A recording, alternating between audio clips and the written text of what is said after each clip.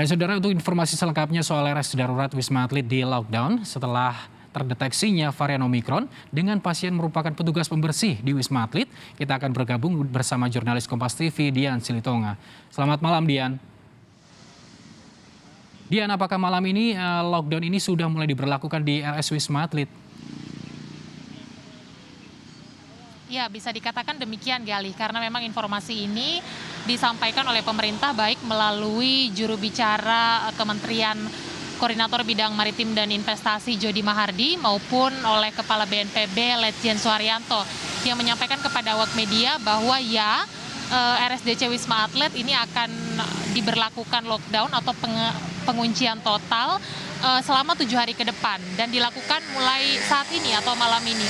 Hal ini juga terkonfirmasi dari pengalaman kami, tim di lapangan yang sejak sore hari tadi sudah berada di area Wisma Atlet Kemayoran dan tadi sekitar pukul 19.30 atau setengah 8 malam saya dan tim juga seluruh awak media yang berada di area press room Wisma Atlet Kemayoran ini diminta oleh petugas untuk keluar meninggalkan area Wisma Atlet.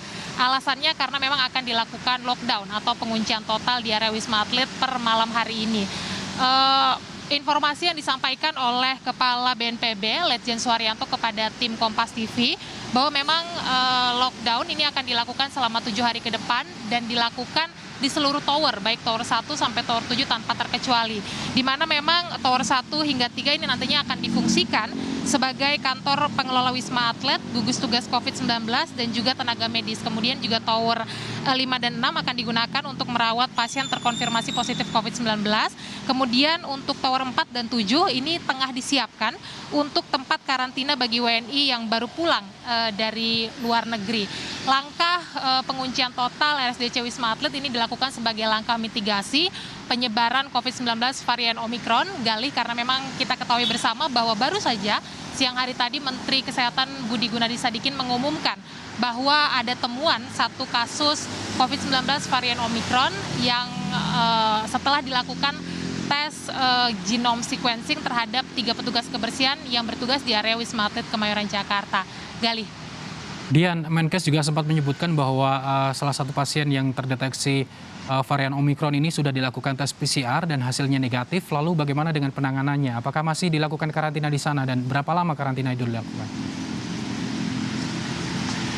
Ya, memang informasi terakhir disampaikan juga oleh Menkes Budi Gunadi Sadikin, pasien yang terkonfirmasi COVID-19 varian Omikron ini juga masih dirawat atau diisolasi di Wisma Atlet Kemayoran, Jakarta. Meskipun memang hasil tes COVID-19-nya sudah dinyatakan negatif, tapi disampaikan bahwa masih melakukan atau menjalani isolasi di Wisma Atlet Kemayoran.